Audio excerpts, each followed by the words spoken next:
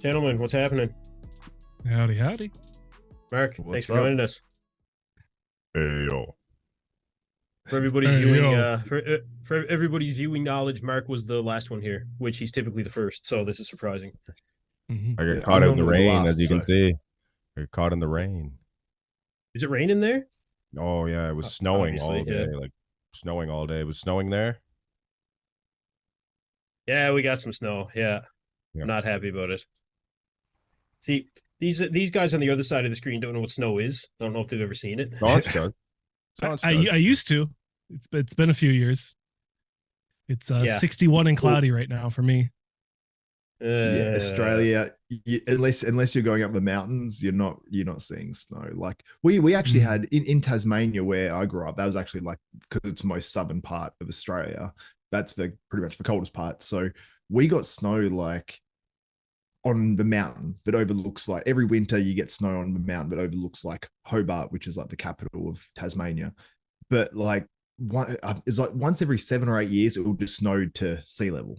And it's like for everyone where I live, it's the best thing ever. You don't care that you can't drive or whatever because no one's set up for snow there, like no one's ready for snowy weather.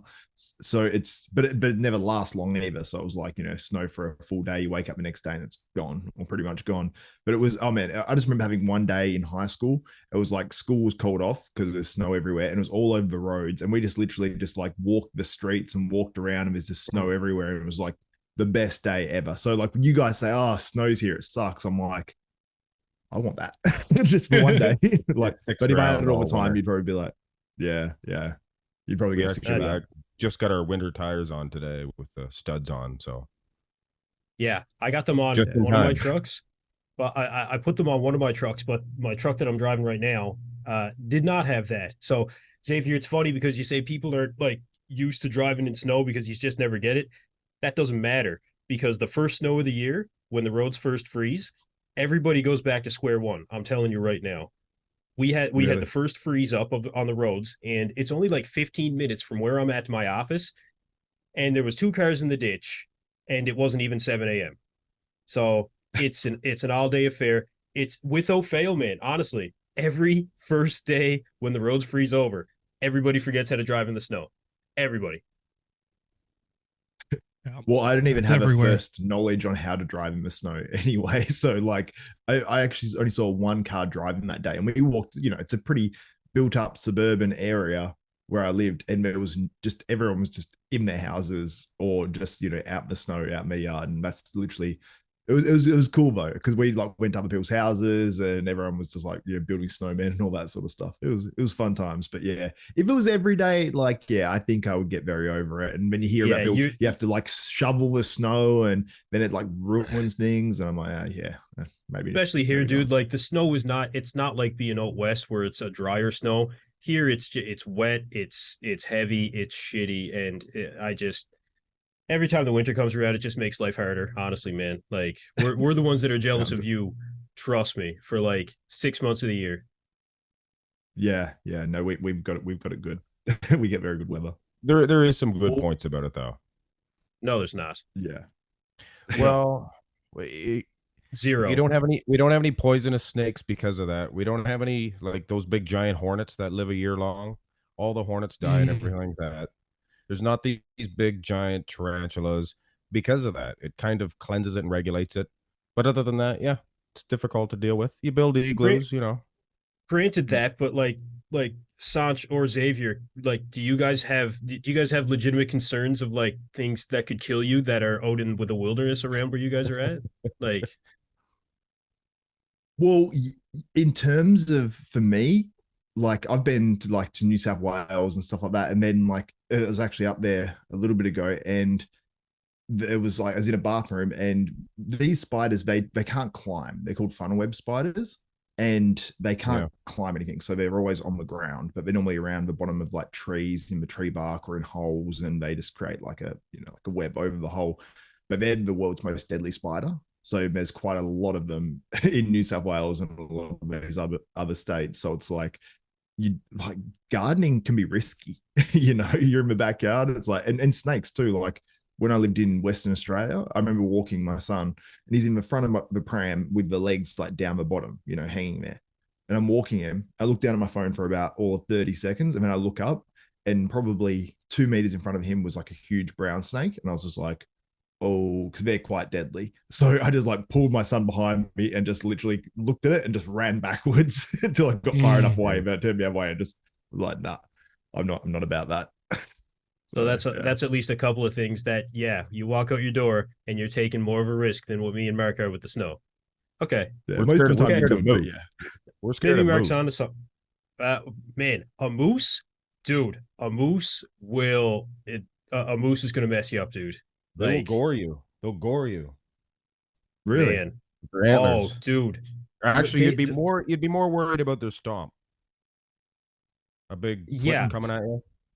You're normal more size. worried about, dude. They're massive, man. They can get up to like 1,500 pounds. Is for a Yeah. bull moose, especially in the 1,500 rut, dude. Man, telling you. Now, I'd probably rather face that honestly than like a poisonous snake or spider, because I just feel like I can handle it better. But yeah, Yeah. with that being said, though, I mean, you don't really need to be afraid of a moose when you see it. It's not just going to attack you or anything like that. And there's like, and the other thing is, like I said, the thing's 1,500 pounds, so you're gonna know it's there. Not like these poisonous snakes and spiders and whatnot that you guys got to deal with. But, Yeah. but you guys get bears. Where like I look at people. I saw a video the other day of a woman in America, and she came around a corner of a walking track, and there was like 2 or 3 bears there. Do you guys see That was that? in California. Yeah, On Saunch, my- you Yeah, probably she started to you scream probably at get them. more bears than we do. Just on my street alone, everybody on my road, like I got them on Facebook or whatever, they've had, I don't know if it's the same bear or not, rip their garbage, and they rip it all yeah. to, there's black bears. They don't get into our garbage because I don't throw food away. That's what No, I you say to them. eat I it, said, yeah. I don't feel one bit bad for you guys throwing food away like that. That's all Yeah, they you're want. the- But there is black bears everywhere here in Dude, New you're in the Brunswick. woods too. See, right? how Like, don't you die from that? I'm deep in the woods. I'm deep in the woods yeah, too. yeah, you were. Yeah. So you can't just go out into the woods for a big walk though. That'd be too risky. Or No, you walk out No, there, you could do grazing, that. you're loud. They're scared of you. They run away. Trust me. Oh yeah, Oh, I've never okay. had fear. That's what we did growing up, dude. Like you'd be in the woods when you were a kid, right? Like there was no fear of that. Like nothing that you were afraid of. Your parents didn't tell you like watch out for bears. Like just Well, you'd have a gun or something like that. You get a 22, you feel safe. yeah, Feels- yeah. I'd feel better with the gun. Yeah. Yeah. They're gonna mean- run. They're gonna run anyway. It doesn't matter how big of a gun it is. They'll know if you have a gun. Yeah, no. There was there was no guns that were going in the woods with us when we were kids. Anyway, I mean, maybe Mark got handed one. I don't know. A pellet gun. Oh well, Slingshot. that's different. You're not going to take down a bear with a pellet gun, dude. Yeah, give you some confidence enough to that they know, oh, this guy has something in his hand here. It's a Yeah, confidence game. Yeah, confidence. The thing. confidence Like pellet on the gun. movie Yeah. Tremors. Remember the movie Tremors? The guy gave the kid a gun. Didn't have any No, bullets you know, in it. I never seen Tremors. What? Either. Don't hate me. Yeah, don't hate me. I know. Don't No hate hate. me. It's a good All right. movie. Yeah, I'll have to watch it, man. You know, it's funny. I've been going back and watching. Oh man, it's weird. When I try to get back into like a really good routine, I tend to go back to like some of the roots of where I would have a really good routine. So I just get into the same rhythm. And one of the things that I always did when I was trying to like really get on my morning training and hitting it like at least like 4 days a week kind of thing is it took just as much preparation after work when it came to dealing with everything you had to deal with to be set up to do everything in the morning. So for me, one of the things I would do to get in the routine is I would watch Star Trek: The Next Generation. And I'd start from season 1 and I would just let it play in the background and then I would do my thing. I've gone through YouTube right now. I mean, it's post Olympia. There's not a ton to go and watch on YouTube for bodybuilding. And that usually takes up the whole year. But this time of year, I was like, man, I got to start nailing it. And that's what I started doing. So I'm like almost halfway through season 1 or something like that now. Love that show, man. I've never gotten into Star Trek. I've never gotten into it. But what I've been watching lately is Breaking Bad. Like I never watched it originally. And Isn't that a movie? It's a series. That's a with, TV show. Yeah. Yeah. It's very, very cool. It's essentially like a guy You know, the dad off Malcolm in the Middle. So his name's Walter White in the show. Yeah. Well, he And- was on Seinfeld, I think. Oh, Oh yeah, he was the dentist. dentist. Yeah. Tim Watley. Tim Watley, yeah. Anti-dentite. But anyway, But, sorry, get you off track. Yeah, I forgot where I went with that. Oh yeah, Breaking Bad. Yeah, Breaking and Bad, basically, yeah. like he gets cancer, and then he starts cooking meth because he's a science teacher, and it sounds very basic, but when you watch it, it's like every episode, like in certain situations, you're like, how are they going to get out of this? Like you just can't even see a way. You're like, because you start to think like, if I was making this show, how would I do this? And you can't even think of a way. And I'm like, after you watch it, you're like, that was very clever. Like I was like, that is very like I think second episode in, I'm like, show's going to end now. There's no way out of this, and then there's a way. mm-hmm. That's what they do with Star Trek, except it's from the 90s and it's more cheesy. It's the same thing. 80s, Oh, okay, yeah. How are they going to get out of this? And they find a way every time. Every time. Yeah. Maybe I'd get into it if I like, you know, if I was influenced young by it, but I was always just like, I think as a kid, I was freaked out by like the ears and the looks and stuff of them. So I was just like, oh, hell no, I don't like Star Trek. Well, that's Yeah, the second. no. That's the second one. I think the old one had Spock. Yeah, yes, Yeah. yeah. No. You're talking about the Next Generation. Yeah, dude. Yeah. Yeah. That's like late '80s, early '90s. Captain Picard. Yeah. That was like, it wasn't it. Was it in the late 80s too? Oh, Yeah, I think it was. Yeah. And you're right, though, Xavier. The influence was there growing up because my father was a big Star Trek fan, right? He'd tape the episodes off of TV. We'd have like a whole really? line of the Wow. movies of all VHS tapes, all labeled and everything, right? Like it was impressive for its time. My dad It was hated like TV. My Really? uncle had a whole room just for Star Trek. One of my really? uncles. Wow. Yeah, he was like a Yeah. huge collector. The old ones or the? Yeah, old ones. Yep. Oh yeah. I'd watch those. I think I'd watch those at one point in time, maybe. Captain The Kirk. old ones? Yeah. I used to watch them on Saturday mornings. They play them. Not as good. That collection of Star Trek would probably be worth a ton. Yeah, Oh, I'm sure dude. he's still Like, it's collecting like it. a lot of merchandise. Yeah, he had like a whole People- like table, like it was crazy. You went down into the basement and it was just half of the basement was just Star Trek stuff. It is ridiculous amounts of money that Yeah. people will pay for the stupidest memorabilia. It's unbelievable. Like absolute gold. Man. Do you know what I found out the Funny. other day? It was just yesterday. I saw like posted up on some Australian news like Instagram page, and like my nan, when I was like little, she had, because we don't have 1 and 2 cent coins here in circulation anymore, but we used to have them back in the day. So she had a whole That's tin of 1 and 2 cent coins, and there was like tons of them. It was like full. It was like $11 worth in 1 and 2 cent coins. And so when I got to a certain age, I was like, I counted it up, and then I took it to the bank, and you could still exchange it for like current day money that you can actually use. And I did that. So I got my like $10, $11, whatever it was. And then I see a post up saying 2 cent coins selling for up to $500 because they're extremely rare and hard to come by now. And I'm like, if there's 150 man, that's like $75,000 if they were worth 500. I'm like, no, I'm like such a bad No, there's decision. no 1 cent anymore. There's no pennies anymore. No, we don't have pennies. But no, Saunch, you really? guys never had like dollar coins. Like you guys always have $1 bills. Yeah, silver $2 dollars. bills and stuff. Yeah, Silver we have, dollar. yeah, we have silver dollars. We have we have gold Ah. dollars. Well, they're not real gold, but I have an American gold dollar. I didn't know there was any. I gotta- I gotta Sacagawea make- gold dollars. I got a Sacagawea. I got a Yep. Sacagawea, a gold Sacagawea Yep. dollar. I got a huge coin collection. I think I showed Mm. a picture of it on Instagram one day. Really? I didn't Yeah. know that. Oh yeah, no, I collect coins. American, wonder. Canadian. I still got a ton of pennies that I never exchanged. It's been like 10 years now since I got rid of them or more. I don't even remember. Yeah. Keep them. Yeah, I mean, at this point, why not? Like I said, another 30 years or 50 years or whatever it might be, all those pennies might be worth $100 each. And man, I got a lot Well, of pennies. they're already worth more than a penny, each one of them. Are they? Oh yeah. Oh yeah. What are they worth? Like, who's going to pay The more copper, than a the penny copper for a alone's penny? worth more. The copper's Ah. that's why they got rid of them, because it's costing them too much. Even the last couple of years, they were not made out of copper anymore. Yeah, now that's a different story. You're right about that. You're right. You're right. But for the coin itself, like a penny's still worth a penny around here, I would imagine. The banks still use pennies.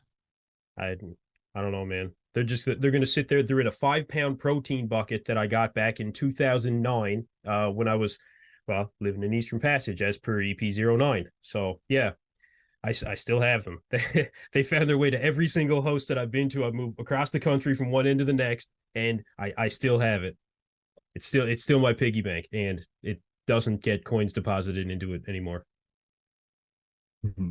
You should, if there's any coins that are being discontinued, keep them for like 20 years and see how much they are afterwards. Because yeah, that's what I wish I did.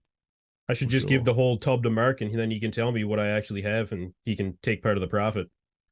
I got a pile of them. It's a good deal. Did you guys ever get stopped for using physical currency during the whole thing? Yep. No. No. That's one thing I always said. I said this money's dirtier than anything, isn't it? Yeah, I went so many places would not accept like physical legal tender. Yeah. It was weird. Likewise. Yeah. In Canada, at least around where we're at, there was always the signs that said we recommend using, hands free when you can, but nobody ever refused it. No. Now it seems like nowadays I'll go to pay for a product and before I even say anything, they'll be like, card or whatever they'll say. I'm like, no, cash. Mm-hmm. I always use cash. Don't assume they always literally they put it into the card thing first and they go like that. And then I'm like, oh, I've got cash. And then they have to cancel it. And I'm like, why would you assume? Yeah. Yeah. Cash probably is going to be gone, like probably within our lifetime. It won't surprise me. What are the bums going to do? What are the bums going to do? They're going to get a card. They're going to have very little on their phone. They're going to have a little tap.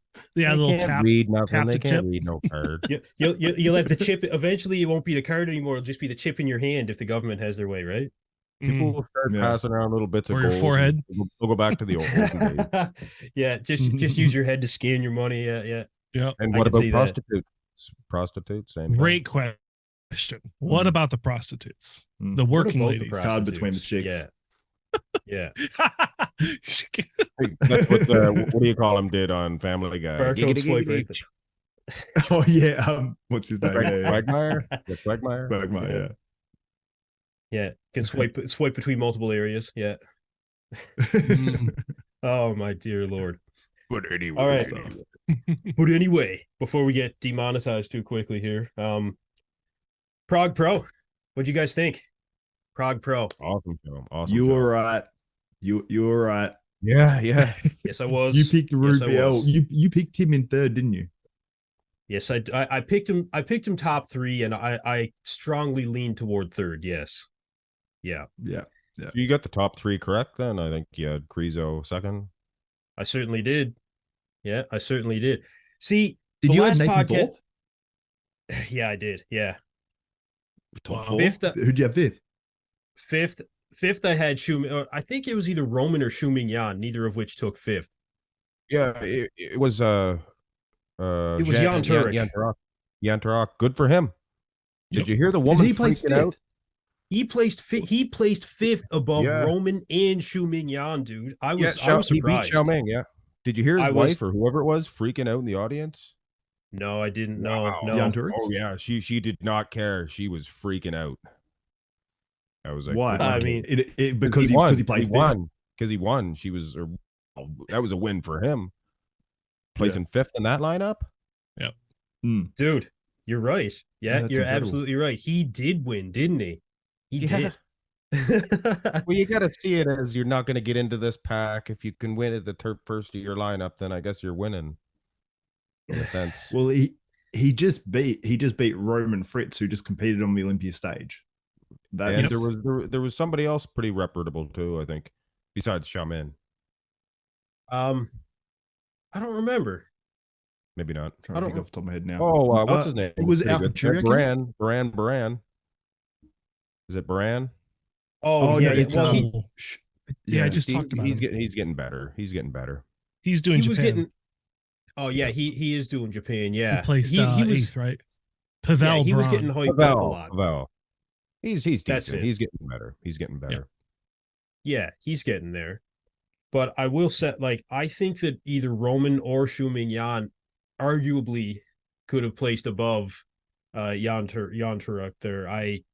Not that the guy looked bad. I mean, he had good conditioning, and I think he's got decent shape and stuff like that. But compared to the aesthetics of Xiuming Yan and just the conditioning factor, of course, and the fact that Roman, like you said, he is an Olympian. Not that that takes bearing on every single show that he does, but the conditioning was there. We lost Josh, and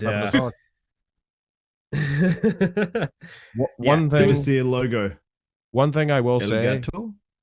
Turok always he's competes messing up the whole lineup now. at the Prague. Yeah, He always does compete there, and he did Does look he? a lot better than he did last. Yeah, he was there. I'm pretty sure he was there last year, but he looks a Okay. lot better. And I don't know if Fritz looks as good as he did his last performance. So I think that can I Having agree. a Saunch. the judges, if the judges see Roman, well, he doesn't look as good this time, and Jan Turok, wow, he looks a lot better. That can. I Yeah, get it. Yeah, I don't know. Okay. There he is. There he is. No idea. He's- Free advertisement to Elgato. It was there. Now you got Yeah. everybody there. I can't mess up the order. I'm sticking with it. That can be Yeah. your new nickname if you're in Mexican cartel or something. El Gato. No, they call me El Sancho. Oh, El Sancho. Yeah. Okay. I like it. El Sancho. Yeah. Well, El Yeah, Sancho. What did you think about Jan Turek taking fifth? That's exactly where I thought he was going to land. Yep. Yeah, Okay. I thought he looked comparable to the other shows he's been in, and if he would have moved up, well, I don't know. Him versus Diasha, Mark, that's where you come in for a good comparison video. I don't know if he would have been able to beat him, but it's definitely. I don't know. I feel like Nathan Diasha's stock is kind of dwindling these last couple shows. It is. Yeah. I was going to say, when it's given a big lineup. Yeah, it is. But I mean, Yeah, where is his career at this point in time anyway? I think he competed, and you can look. Horse MD didn't compete, and it's like, well, at least he was there to get his butt whipping by this new big stud, which everybody's going to eventually lose to. Yeah. Yeah. I think for Nathan as well, it's like it was a first time working with the same coach for Urs Kalaczynski has. And I think they really peaked like in those shows prior to the Olympia. Yes, because I think everyone, when he showed up there, everyone's like, is this Nathan's all-time best? And then they obviously kept pushing and tried for a bit more conditioning. And maybe it was just a little bit too far for Nathan's physique in terms of just coming down a little bit too much, where because he looked a little bit more flat and maybe not quite as conditioned at not the show on the weekend, but the one prior. And I was like, he was ready to go. He was still ready to go, but yeah. And I think it was probably just a bit too much where he didn't really gain any extra conditioning and he flattened out a little bit. And I think he was a bit better on the weekend just gone. But I don't think he was as good as those prior shows. When the Italy show, I think, was his best. I think the Italy show. The Italy show, he had he really had that hard, grainy look. But at the finals in Prague, I think it was one of his best looks in terms of overall balance between conditioning and fullness and flow. No, he did look. He did look great at Prague. I think I was so impressed. Well, the prejudging was one thing, but I really, really think that he improved significantly at the finals. He was much better at the finals. I was really, really impressed with that look. Whatever he did at the finals, go gain, I don't know, man, 7, 8 pounds, whatever you can do, 10, I don't care. And then go for that look again. Plus the grainy conditioning that he had in Italy. And yeah, I mean, he's going back to the Olympia depending on the show he picks anyway, right? I mean, it's not like Nathan is so fallen off that, or not that he's so fallen off. That's not the right way to put it. So many of these other guys coming up are so good. And the guys that are there now are really good too, right? And it's going to be a more competitive field this year. So he has improvements to make for sure. And I don't think that we've really seen improvements from him significantly in the past couple of seasons. But like you were saying, Xavier, with him now being with Boss of Outlaw and them figuring out the formula after this year, get that off season on the go and come back. And I think that he's still got room to improve. It's going to be a tough field for him, but he's got room to improve. Yeah, and also like the double torn biceps as well. Like people like forget, like he tore both his biceps and obviously had to have time off and he had to come back. And I think the reason he's able to come back so good is because he's like really locked in, because he's a guy that's like, still eat a curry all the way up to, you know, twice a week up until 3 weeks out. He's like, you know, he gets in shape easy. And he does that in like an 8-week or a 10-week prep, you know? So this time he did a proper prep. He dieted down, like he diets down every time and gets in shape and obviously works hard, but it's incredible what has gotten away with in the past, I guess, in terms of doing those things. But now he seems like he's like, nah, he's like, I think when you get to a certain age and you go, okay, you start adding up how many more years in your competitive career, you go, okay, I don't want to end this and have regrets, you know? So he wants to go sort of all in. So I think he's still going to maybe make improvements at his age now, which is going to be nuts. How old is he? That I think he's 36. I don't want to say it wrong. No, I think he's older than that. I'm guessing he's around. So 38. I thought he was 37, but that's a guess as well. Nathan Dasher age. See, I think this time around the Olympia 35. Okay, we were. Well, that was in 2021. He's right? still young. Fitness Bolt. Oh, was it? He's still young. I clicked off it. I just assumed. I think he was better this time around than he was. When was it? 2021 when he won the Italy, or he won the Europa, then he won the Arnold UK, and then he won the Yamamoto something or other. I think he's better than then. Yeah, I think he was more conditioned this time around than he was then. Yeah, I agree. He should go he should go and do Japan. Yeah, I was surprised on that lineup. He's still in shape. Somebody should jump in and just take home the win in Japan, because right now take it from Theo. Yes, there's a lot of guys that could walk in and just take that show, and I can understand if most have been on very, very long preps at this point in the season, and especially guys that just did the Olympia. But I mean, guys that are still in shape, Frizzo, it'd be a perfect one for him to walk in. Just take it and go home, and then you're good for the year. That's what he wanted. It is weird. It is weird that you don't see Crizzo jumping over and doing it, just getting his He was probably planning on winning the Prague. He probably didn't assume. Oh yeah, Samson was going to jump in there. No, he thought he had that all wrapped up again, right? Yeah. Go take Japan. If I was him, he still would have been surprised to see Rubiel there, though. Even if Samson didn't show up, it still would have been a fight. Well, Horse MD was going to do Japan as well, but now he's no. Oh, was he going to do Japan? He was going to do Japan. Yeah. What was he saying? I could have beat Michael Krizo. Yep. You don't say that when you don't make it. Did he say that? Yeah, he said, I'm laying on the couch here. I can't move. I think I would have beat Krizo. Yeah. He actually come on. There's if you go to his Instagram page, there's text messages that he posted with screenshots from when he was texting Milos. And he said, does that anyway? Yeah, I know. Post a picture of himself like, I'm not going to make it because I can't stay out of the bathroom. And it's like, but I would have beat Krizo. All right, dude. All right. I think you're a little too smooth, monsoon. Mark, that would be a good comparison. It's coming up. Didn't you say it was in the You Pick Tuesday? And it's on the one that just passed? The one that's coming up. Or was that the one on before? Well, was it in the list with Nick and Rubiel? I thought it was. Well, if it was, then I missed it, because the only one I cared about was the comparison with Wesley Vissers and Franklin. Yeah, it is. I got it written down right here. Horse MD versus Krizo.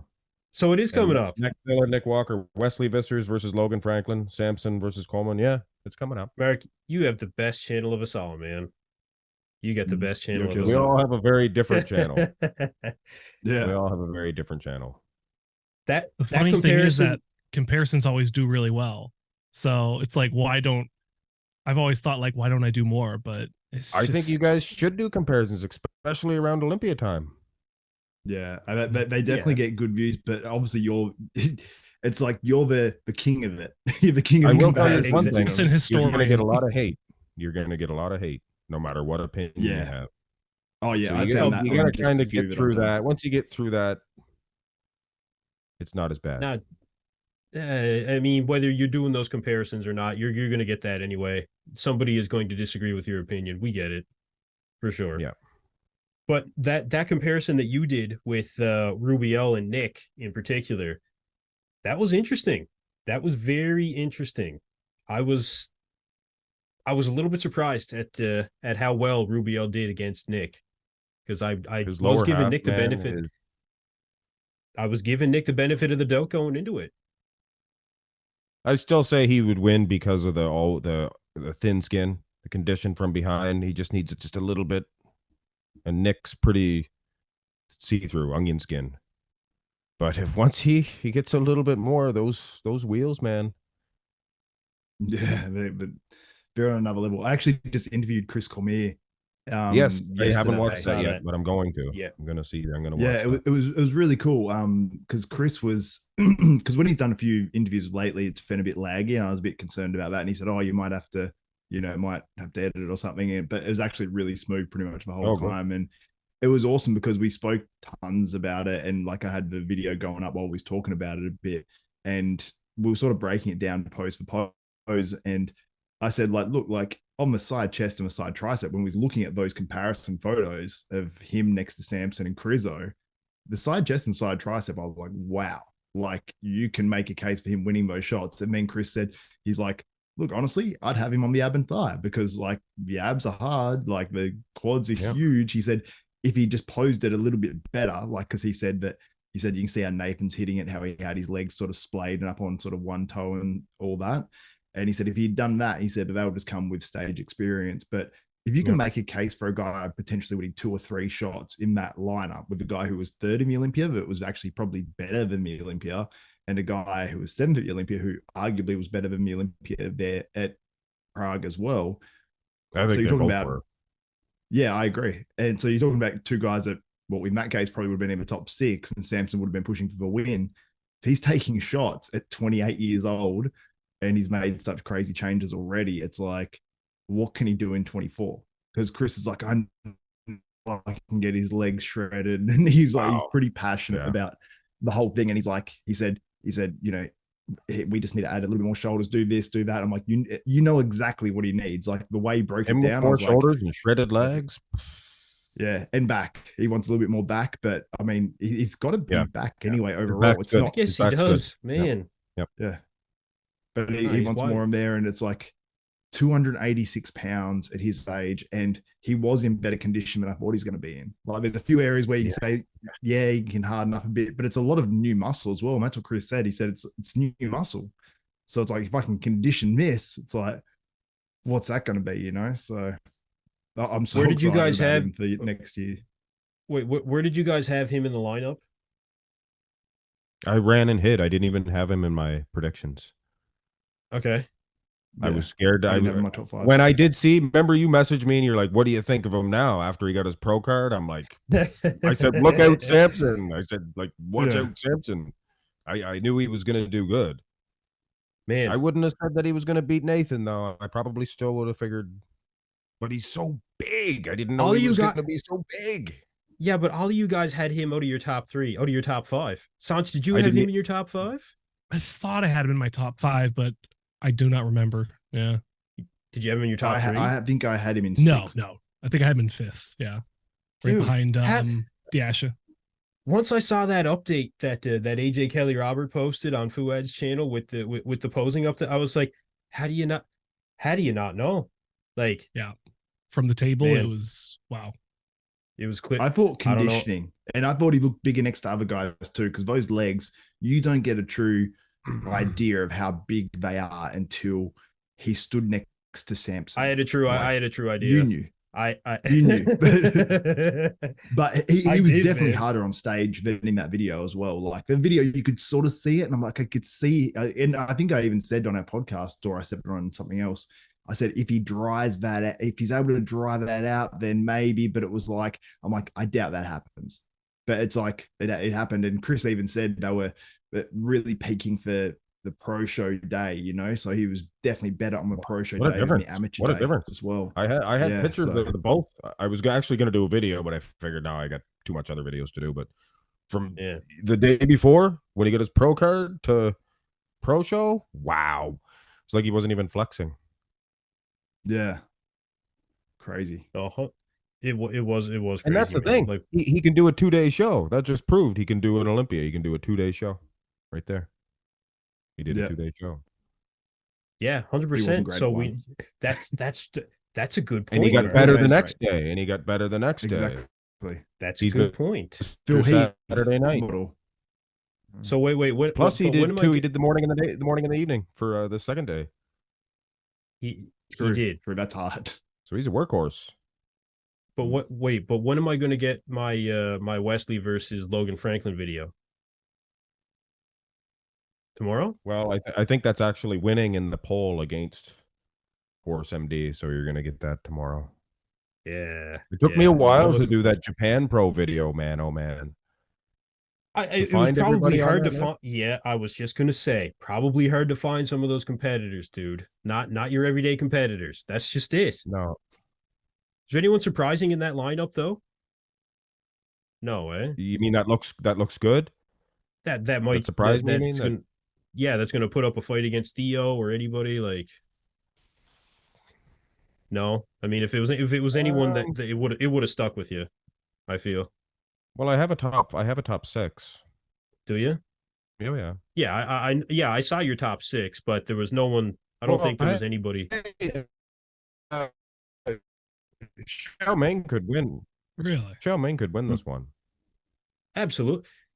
If has he placed above Alfred yet? If he dries out,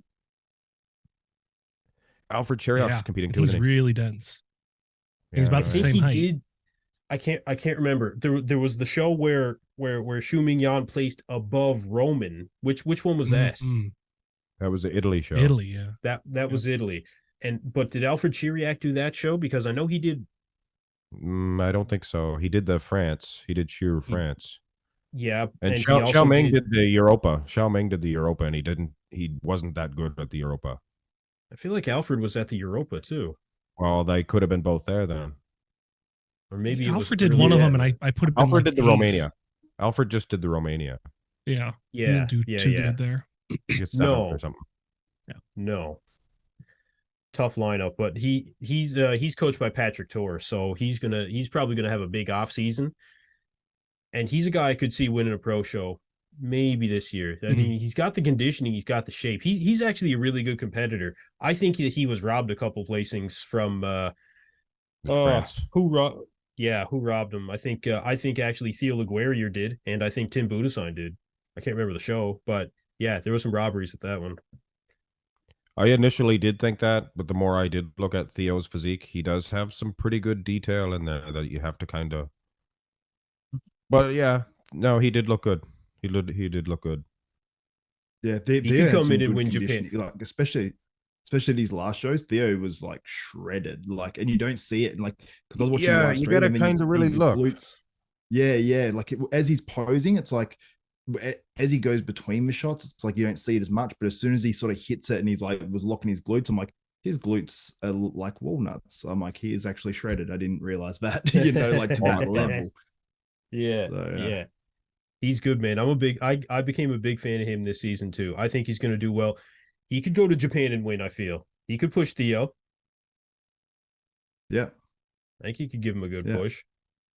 He should. So what are our picks, guys? Let's do a Fuad style. For the Japan Pro? Yeah, you Japan Pro.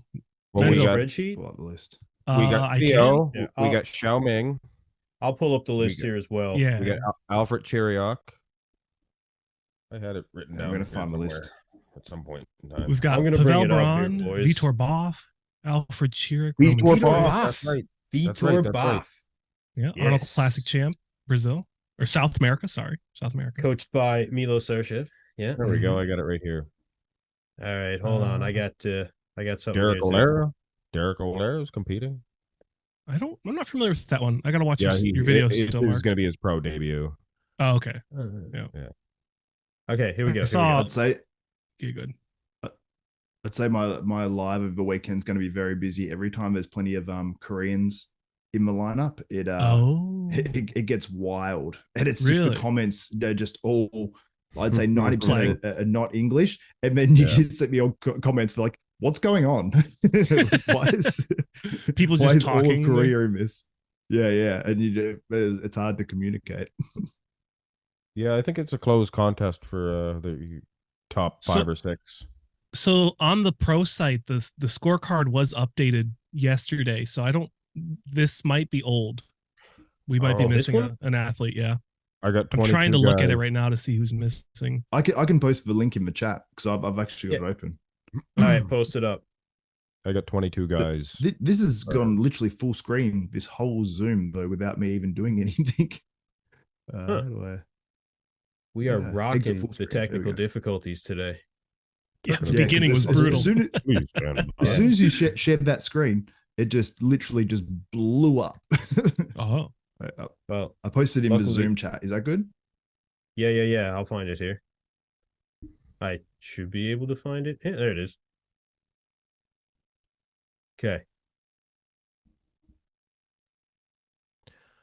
2023 Japan Pro. Lautner go in Tokyo. 2023, Japan Pro. Men's physique. Yeah, nobody's gonna care as much about that.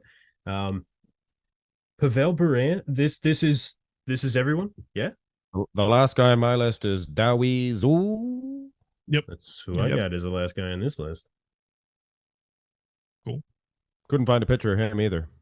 oh, And I searched. I did my darndest. It's got to be tough, man. Well, top 6. I mean, you're gonna have Pavel Buran in that top 6. Vidor I Boff is gonna be there. I have a top 6 written down right here. Okay. Let's hear it. You want me to tell you? Then you guys, because I have it all written down. I have Pavel in 6th. Yep. In 5th, I have Alfred Chiriak. Vitor Boff in 4th. Roman Fritz in 3rd. And your top 2, Theo and Xiaoming. And I was going to pick Xiaoming, but I think Theo's going to take it. So I got Theo first and Xiaoming second. That's my top 6. I'd lose my mind if Xu Mingyan came in and won this show. I would. But I do think that Theo is probably going to take home the win. Yeah, I Same. think he's going to take home the win. I agree. My top 6 is Theo. I would have first. Oh, you changed up that screen on me. So that's an issue. Okay, there. Sorry. Okay, There we go. I won't So touch anything. are we keep writing your these hands down? away on the desk. Yeah, Saunch. Go ahead, Saunch. Yeah, you wrote you them want me to down write there. them down? Yeah, you can send me the file or something later if you want. I mean, I usually write it down. Ah, okay. You know, I've when got you my said little blue Fuad notebook. style, Well- said Fuad style, I assumed it was an Excel spreadsheet. I'll transcribe it later. I just wasn't prepared. Sorry, I'm not a professional here. You certainly are. Good. At something.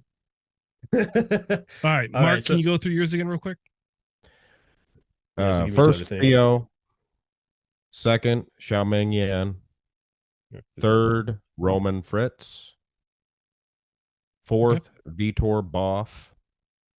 Fifth, Alfred Chiriak. And Pavel Buran for number 6. I like that. All right.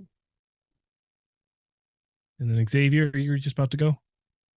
Yep. So I've got Pavel in 6th.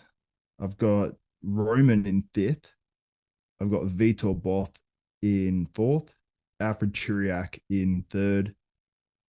What's his name? Is it Liang Yan? Or is it Liang Yan. Xiaoming Yan on Instagram. Yeah, I know. It's weird. I don't get it. I But, figured yeah, he I've got would him. want to be called Xiaoming Yan. Yeah, but then his username is Liang. It's Yeah. very confusing. And then I've got Theo Guerriere in first. All right. Okay. Kenson.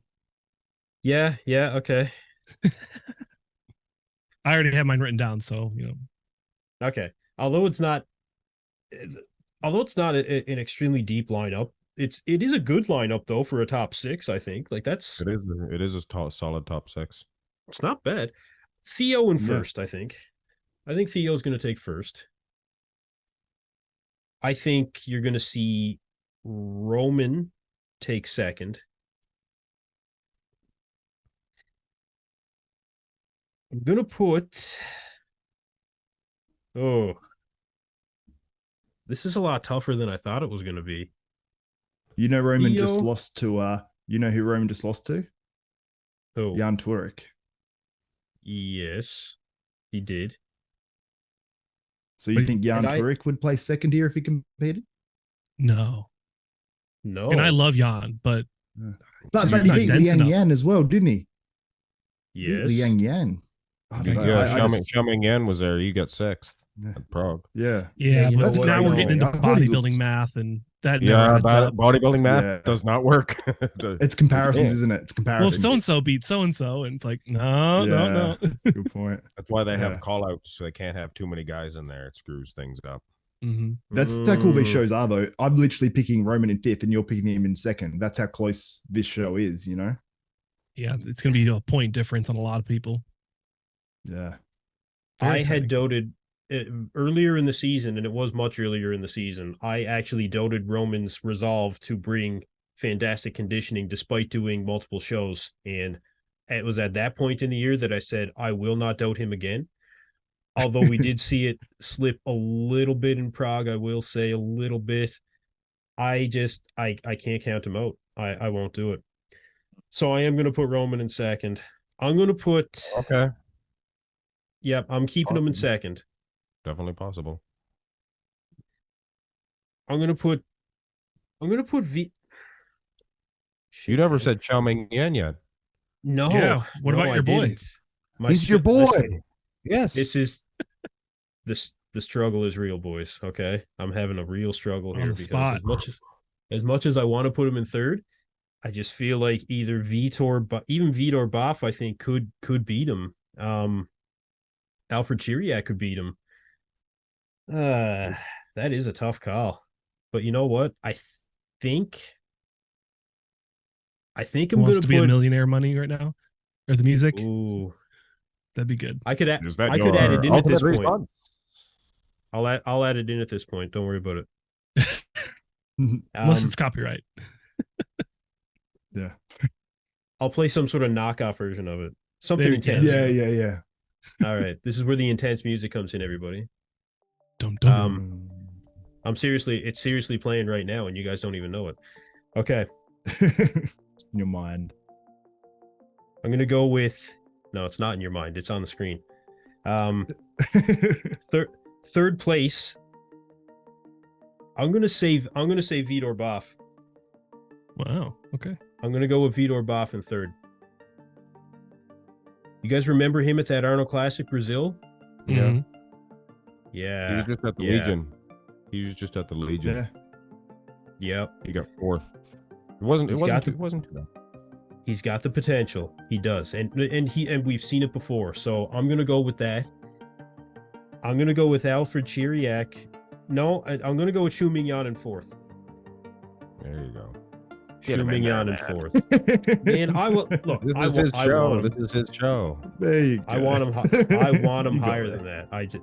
No. See, Mark just knows how much of a fan I am of this guy. I was pushing this guy before anybody realized his Yeah. potential. Not anybody, but I was pushing him before most people realized. No, Man, I was. You push certain guys right from the get-go. He was one, and we Kill the all music. are witness to you looking at Rubiel, knowing he was going to be a to-do. And Yeah. there was somebody else I can't think of right now. You've seen him coming. Oh, Think of him who in else a did I minute. see? Man, there's still people that I see coming. Watch out for Cuban Flex, Emmanuel Alvarez. Carlos Ooh. Thomas Oh, Jr., I know. No. I think Tonio was a guy that I saw coming at the New York Pro before most people did. Xavier, you were I covering saw- him. Anyway. I saw Yeah, Tonio you- back in the day. I covered the USA's when he won. And I was like, if this guy does this, I'm like, he's like a little Dexter Jackson. And then he Yeah. just Yeah. went Yeah, I did an interview with him before he did his pro debut in the 212. Yeah. Yep. Yeah. And then I was like, hey man, I see you top 6, and then he wins it, and I'm like, holy cow. Oh, Yeah, yeah. you did Kareth and him years ago.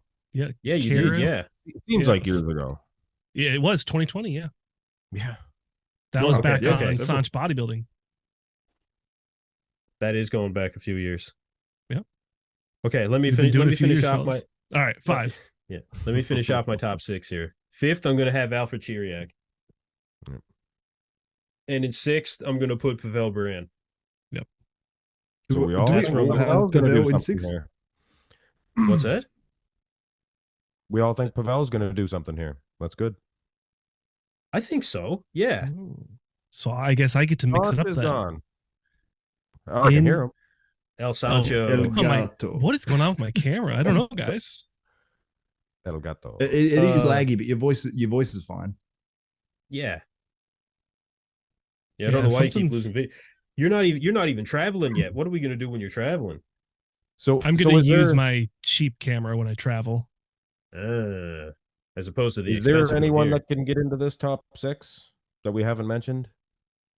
I'm sure there is. Errol Moore used to be a 212. Errol competitor. Moore. I know I he's was just about to good, say yeah. he looked pretty decent. Yeah, we haven't seen him in a couple of years. Yeah. So I don't know if he's going to be able to have the amount of size to contend here. But I'm sure there's going to be one of these Koreans that's going to have an insanely small waist and huge quads, and we're going to go, whoa. Yep. Like, Shuhun Park.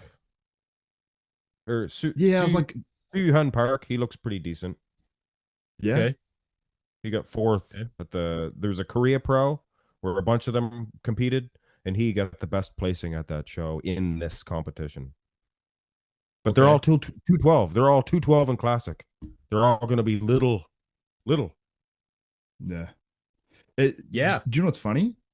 There's there's 4 guys on this list from South Korea, and then there's Mhm. 2, and it just says Korea. What That's is up with that? Yeah, they don't probably want to say that they're from North Korea. Probably North Korea then. Yeah. Yeah. Yeah. But can they even get My out? big mouth shut. I don't think they can. No, I don't think they can get out. Yeah. Yeah. Because I've also seen Republic of Korea in some lineups. Mhm. Yeah. Okay. What's that mean? It's the same thing. South Korea. It's just Okay. athletes yeah. get to choose what it says. It's interesting. Well, okay, Yeah. wait. Saunch, give us a top 6. Give us a top Okay. 6, because mine is very different, and I'm interested to hear yours.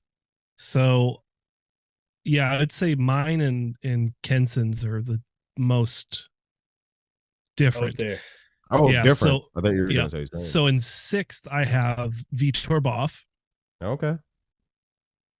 and then in 5th, I have Pavel. Buran. Kudos to Pavel. Okay. Yep, I see him moving up. I really like his structure. I'm Yeah, a big he's- fan of the tall guys. So Okay. and then I have Alfred Chiric in 4th. Okay. And then I have Liang Yan in 3rd. Okay. 2nd is Roman. Yeah. And then 1st for the title is Theo. Okay. Very good. La Guerrero. You know, I Miguel, watched an yeah. interview trying to figure out how to say his name, and I wrote it down somewhere. It's Theo Le Guerrier. Le It's Guerrier. the Lee Le and the Guerrier. Guerrier are separate. It's 2 different words. Yeah. Tio man. Le Yeah. Guerrier. Tio Tio Tio Le Le Guerrier. Guerrier. Le Guerrier. Est-ce que j'ai I don't pu think I wanna aller say à toilette? Tio. Comment c'est battu? Hein? Oui. Ah. Ne comprends C'est pas bon. le Kenton? Oui. Ah, un peu Kédian, de hein? français. Oui. Un peu de français. Le petit. Un peu.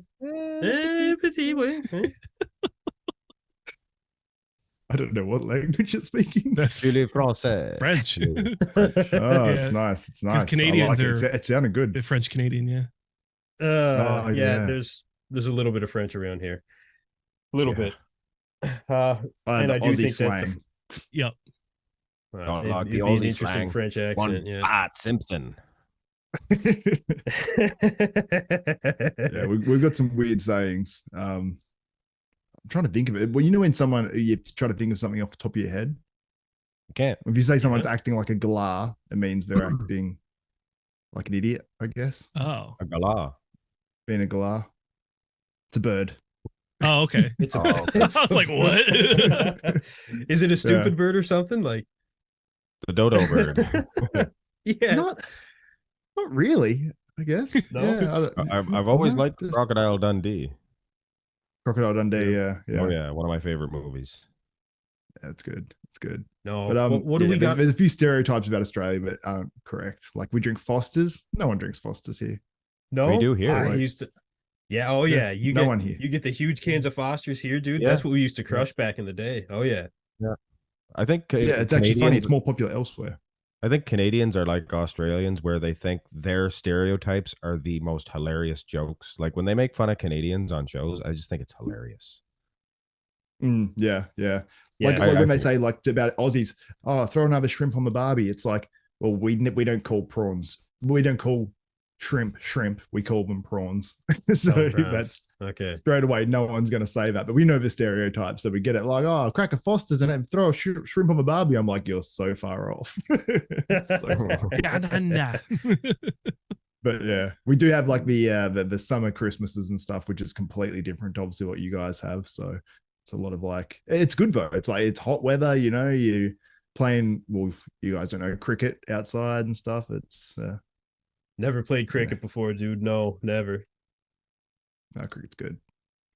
It- You can get severely bruised by the ball, but it's good. Yeah. No, that's It's like baseball, I suppose. Yeah.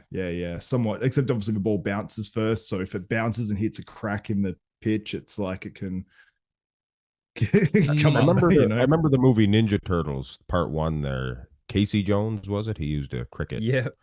thing. That's my extent of my knowledge of cricket. Yeah, And do you mean like the hit the OG? turtle with it. Yeah.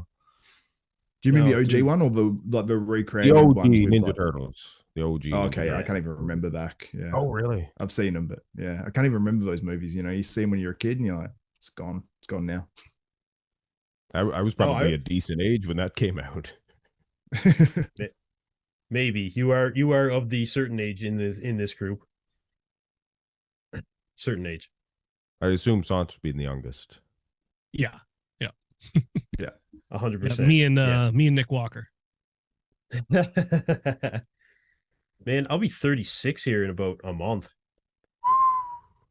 You know what Yeah, though? Like most times people are like, "Oh man, I'm going to be this age. That's crazy." I'm just I'm not like that at all. It's like I'm going to be 36. It feels right. It doesn't feel like it's anything out of the it's not going to shatter my existence for any period of time or 36. whatever. It's No, you're Yeah, I good to don't go. really- You're healthy anyway. You're healthy. yeah, I don't got Mm. aches and pains at this point either, right? Like I can still Mm. pretty much do all the things that I could always do, with just I don't push limits like I used to, but I still get in 5 days a week training. I still get in my morning training most days. If I am going to be training, it's not going to be anything new for me, man. I mean, Mark, you're still training 5 days a week, aren't you? Lately, just kind of decided to train a little bit harder lately and eat a lot more. I go with what the body Nice. can handle. I don't say like I'm gonna hit a new schedule, but I've been hitting her decently in the last couple weeks after the You've been- Olympia, because so you've been I was going pretty steady, not with the food. I was kind of trying to take a break with the food, but after the Olympia, because I hadn't worked out in a week, I took Yeah. a week off because I needed to get those videos out. Yep. Mm. And Oh, dude, none Once of I us got- trained over the Olympia weekend, I don't think. Did you guys Oh, train over it- the it Olympia was like weekend? No. couple of No. days away though, when you get back, doesn't it feel like, yeah, I'm back? Because you feel like Yeah. I haven't trained in a year. I don't know if you guys feel that way, but Yeah. I feel like I'm weak. I haven't trained in, but then I get out there, I'm like, okay, it's still there. I'm all right. I'm not Hulk I Hogan, but Dude, I still find it I hard to think take my- 2 days sorry. off. No, I do. I still find it hard to take like to go 2 days off. After 2 days off, I'm like, man, I got to get back to training. Like, it just doesn't feel right to not, if that third day, if I take that third day. With that being said, every so often I will take the week. Don't get me wrong. But for the most part, yeah, I got to train, man. Sorry, Xavier, what were you going to say? No, I was just going to say, I'll be fully transparent. I've missed a lot of training over the last, like, decent amount of time. Life's been a bit crazy and whatnot, but it's like, oh, it feels so good when you string those weeks together of like a bit of consistency, and you're like, you notice how much it sort of comes back to where it was. And I feel like, because I've been so much different to what I am right now, that it's like, it's hard to, because okay, there's many months of this to get back to where I've been before. So it never feels as good. But I remember, when was it? It was like a year and a half, 2 years ago, I got to like the biggest I'd been, like in terms of muscularity and stuff. And I was like, this feels awesome. And all my workouts, like the first half of my workout, I was eating a crazy amount of food. And the first half of my workout would get the biggest pump, but then it would just sort of die off. But my metabolism was going insane. Really? Like I was eating, forcing food down. And I'm like, what's happening? I'm like, but I want to keep this running. And then a few things popped up in life and a bit of an injury in my back. And then it was just like, derail. Just steady. Derail. I'm not steady to climb down, but yeah, just slowly sort of went down. But yeah, it's, I think with a lot of pros as well that lose size, that's why it's so hard to get back to where they'd been before, because the motivation is like, I have to just get to what I have to do to just get back to where I was and then try to go past it. I reckon sometimes that would seem a bit insurmountable, because as well, like, stuff happens in people's lives. They have kids and they're like, okay, how am I going to do more than I did before, to get better than I was before? So it's like, I think sometimes it just becomes a mountain. Yeah, it becomes too much of a mountain to climb back up and get past where you were. I think that's like a massive thing for guys not coming back, You have kids, you put a gym in your house, and that's how you do it. Yep. That's the way to do it. How often are you training now? Like how often do you train every week? It's been so varied. Like I've actually gone to like a push-pull legs, which I've never done before in my life, because I'm like, okay, at least I can just do that in order. I can just go like, okay, if I'm training 3 days a week this week, I'm getting my full body in. You know what I mean? So I'm like, because I was still trying to do like a 5 or 4 day split. And I'm like, well, if I'm training 2 or 3 days a week, on average over the last like 8 weeks, that's not too smart.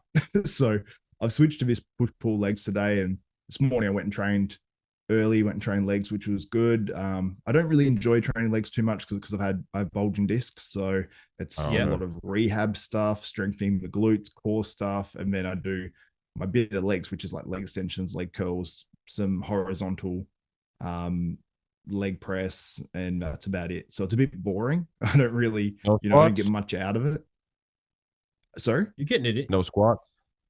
I do like squat variations in terms of like where I hold the plate out in front of myself and stuff like that, just to strengthen the core and all that. So yeah, I do that variation of it. And sometimes I will even do like a light belt squat, which feels pretty good because I don't have the compressing of my spine. So that feels pretty good. But then I get excited when I get on that. So I need to like temper it a bit, like I always got to put more weight on. I'm like, oh, I can do another 10 each side or 20 because you guys talk pounds. So I end up just putting weight on there. And I'm like, well, I don't know if that was a good idea. Like you feel a little bit in your back and you're like, no. I've been trying to not do that and just do more reps, which is hard. Yeah. Which is hard, but I find I get a better workout out of it anyway. You're going to do 20 reps, you're not going to throw that massive amount, and you don't feel as bad for not putting a massive amount on. Yeah. I often do 20 reps, man. 20 reps is where I like to live. Like I'll build up I'll do 12, then 15, then 20. That's a typical exercise like range for me when it comes like 3 sets, 12, 15, 20, and usually every second exercise I'll do a drop set on that third exercise for 20, drop right? Sets, I'll just go 20. Drop sets for squats. Oh yeah. I love them, dude. Yeah. Absolutely. Yeah. I'll drop set, I'll superset. Like that's how I get down when it comes to training, man. I hardly superset. Hello, superset maniacs. I was talking to him there the other day too. Yeah, he's a cool guy. I wanted to get him on here eventually. Somebody actually requested that he comes on with us, so we'll see once he gets back up and running. Maybe he'll jump on with us. But Saunch, you just came back from a run, didn't you? You told me that you were switching to more of a running based training regiment there for a while. Are you still doing that? Yeah. So I do around like 8 to 10 rounds of interval sprints twice a week right now. So I'll do 30 seconds sprinting and then 60 seconds a quick walk as recovery. So I do that about twice a week, and then I run 2 to 3 miles once or twice a week. And then the off days where I need to like take a break, I'll do either 20 or 30 minutes on the stairs, or I'll do like a 12 to 15 incline on the walker. So like a cardio machine. Yeah. I'm just trying to just slim down. And I mean, you guys know about like my whole shoulders and my back and everything. So hamstring. Yeah, and the hamstring. Yeah. So I'm always in pain and I don't want to be anymore. So I'm trying to downsize. Are you doing any weights? Yeah, lots of weights. Yeah. I'm still doing like push, pull, legs, arms, rest. Okay. Yeah, you're getting so I'm it still I'm gonna start doing vlogs on my personal channel soon. Like long, like 40 to 50 minute long walk or talk alongs, kind of like Sam. So Sam's I was just gonna say this. Yeah. Okay. So I got stuff like that coming out. I have one leg video in the edits I'll actually work on tonight, but I've got an early flight tomorrow, so I've got to balance everything, you know.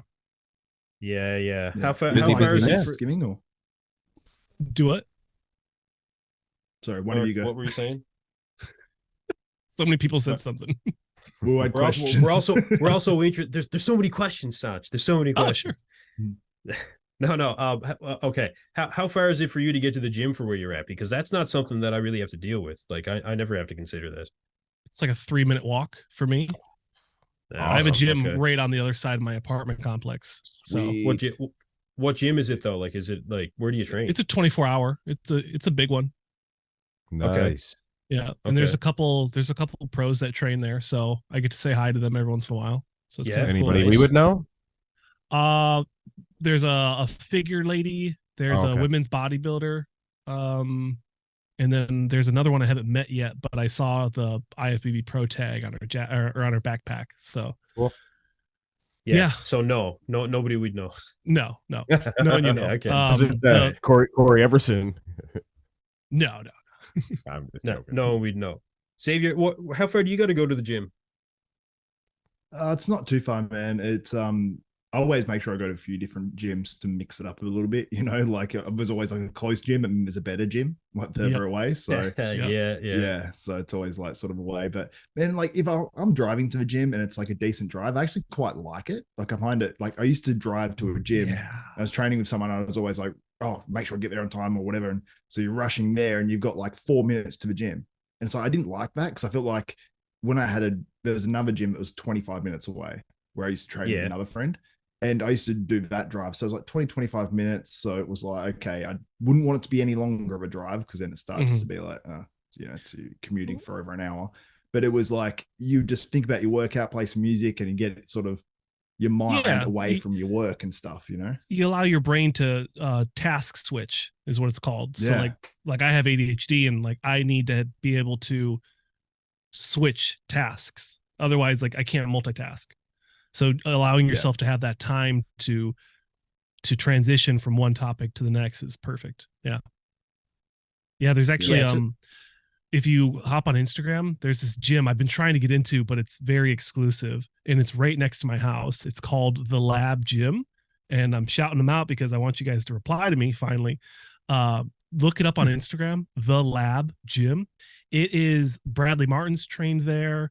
A bunch of big name pros train there. It's a bodybuilder's gym. It's amazing. Whereabouts is it? It's like right next to my house in Pleasanton, California. I've seen something about that. Yeah. It's an awesome gym. It's owned by Bobby. He's a IFBB pro men's physique, and it's a private gym. And I've been trying to get a hold of them for like a year now, and they just don't reply. So you're Saunch bodybuilding, for goodness sake. Yeah, nobody knows who BNN is yet. Come on, we'll get there. Come on.